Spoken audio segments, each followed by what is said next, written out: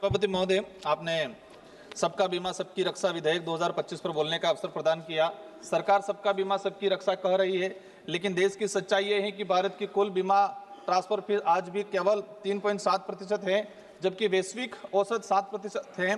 यानी भारत दुनिया से आधा पीछे है। इससे भी गंभीर बात यह है कि 2022 में यह दर 4.2 थी और 2024 में गिर चुकी है। यह नीति यह स्पष्ट बताती है कि हमारी कहीं न कहीं कमजोर रही है। सरकार की बीमा नीति गरीब और कमजोर वर्ग तक पहुंच नहीं पाती है। गरीब और आदिवासी भारत बीमा स्वास्थ्य से बाहर है।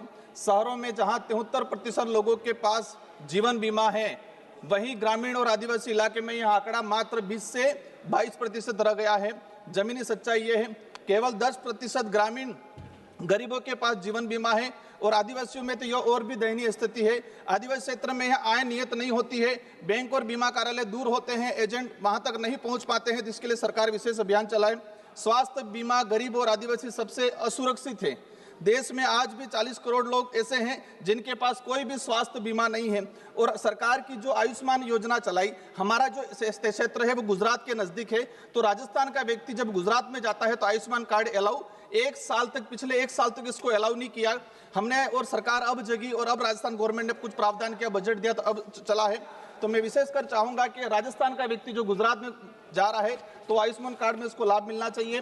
पिछले एक साल से मैम नहीं मिल पाया था, अभी सरकार जगी और कुछ कर रही है। सरकार बीमा योजना गरीब को सुरक्षा नहीं पहुंचाती है।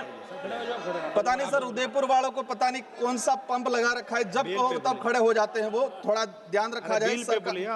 सर बिल यही है कि फसल बीमा योजना में लाखों दावे खारिज हो रहे हैं। हजारों करोड़ रुपए से भुगतान आज भी लंबित है। प्रधानमंत्री जीवन बीमा योजना हर साल लगभग 16% पॉलिसी लैप्स हो रही है, क्योंकि गरीब के खाते में 330% जो प्रीमियम होता है, कई लोगों के पास वो खाते में नहीं रह पाता, इसलिए वो लैप्स हो जाता है। 100% Umesh Patel sir, last 30 second में मेरी बात रखना चाहूँ सर। लास्ट हो गया 2 मिनट शार्प बोला था सर। इनपुट अबे बेल भी न जाऊंगा, नाम बोलूंगा, खाली बेल भी नहीं बजाऊंगा। आप स्टार्ट कीजिए,